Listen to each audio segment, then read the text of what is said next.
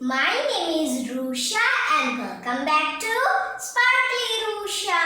So today I am going to tell you a story about the farmer and his three sons. So let's see it.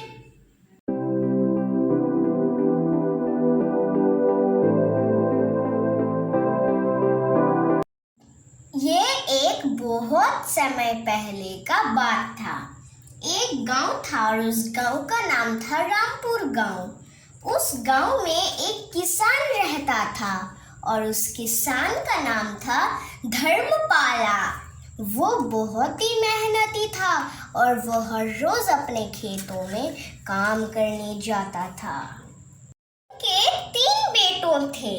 सबसे बड़े बेटे का नाम था राजू और उनके दूसरे बेटे का नाम था रमन और उनके सबसे छोटे बेटे का नाम था सुमन। वो तीनों हमेशा झगड़ते रहते थे और वो तीनों ही बहुत आलसी थे।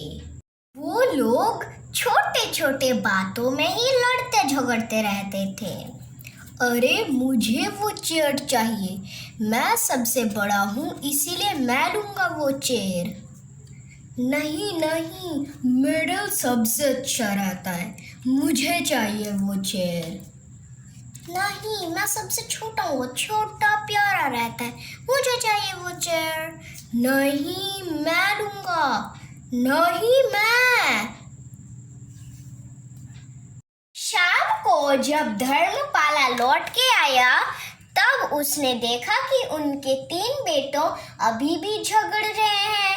ये देख के वो बहुत परेशान हो गया और वो उनके पास गए और उन्हें बहुत समझाने की कोशिश की, लेकिन किसी ने भी उनकी बात नहीं माना।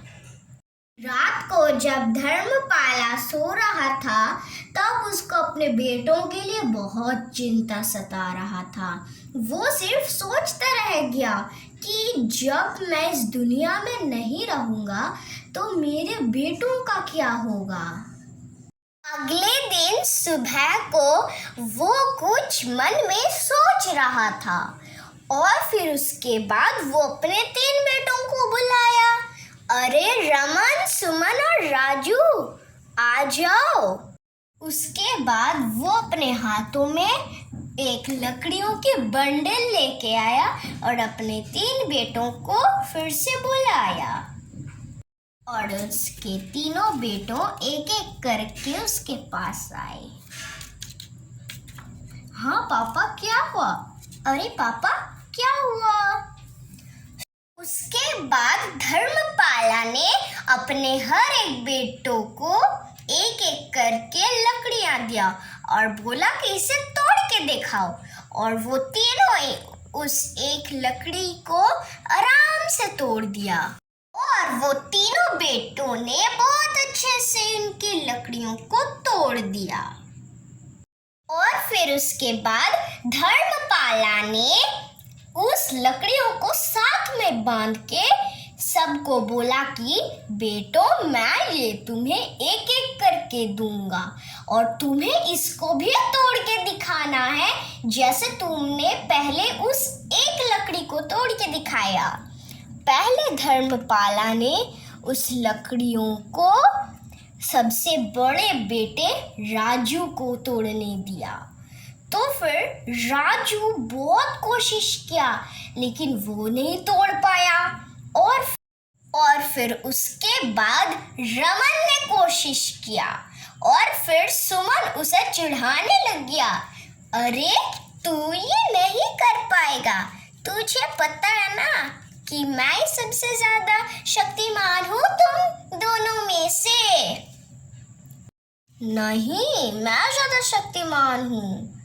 तो तू नहीं तोड़ पाया ना, मेरा बारी है, मुझे तोड़ने दे। उसने भी बहुत कोशिश किया लेकिन वो भी नहीं तोड़ पाया। और अब आखिर में बारी आया सबसे छोटे भाई का और वो भी बहुत कोशिश किया वो भी हार मान ही गया। और फिर राजू ये सब देख के कि किसी ने भी नहीं तोड़ पाया और वो खुद भी नहीं तोड़ पाया, इसलिए वो गुस्से से आके सुमन के हाथ से वो लकड़ियों को नीचे फेंक दिया और धर्मपाला से बोला, पापा पापा ये तो बेकार था, आपने हमें ये करने के लिए क्यों बोला? और फिर उसके बाद धर्मपाला ने अपने तीनों बेटों को बुलाया। बेटो इधर आ जाओ, मैं तुम्हें कुछ समझाना चाहता हूँ। क्या पापा, आप हमें क्या समझाएंगे? सुनो बेटो, जैसे पहले बार में मैंने तुम्हें इस लकड़ियों से एक एक करके लकड़ियां दिया, तो तुमने इसको आसानी से तोड़ दिया क्योंकि वो सिंगल था, सिर्फ एक था, इसलिए तुम उसे तोड़ दिए। लेकिन उसके बाद जब मैंने इन लकड़ियों को साथ में बांध के तुम्हें दिया, तुम इसे नहीं तोड़ पाए क्योंकि ये अब साथ मिल चुके थे और तुम भी बिल्कुल इस लकड़ियों के डांडिया के जैसे ही हो। और मैं तुम्हें बस यही सिखाना चाहता था कि ये लड़ना झगड़ना एक दूसरे के साथ में बंद कर दो और एक दूसरे के साथ देते जाओ और लकड़ियों के डांडियों की तरफ कोई भी तुम्हारा एक बाल भी बांका नहीं कर पाएगा, समझे? दोस्तों, यहीं पे ये कहानी खत्म होती है और इस कहानी से हमें ये सीख मिलती है कि एकता में ही बल है।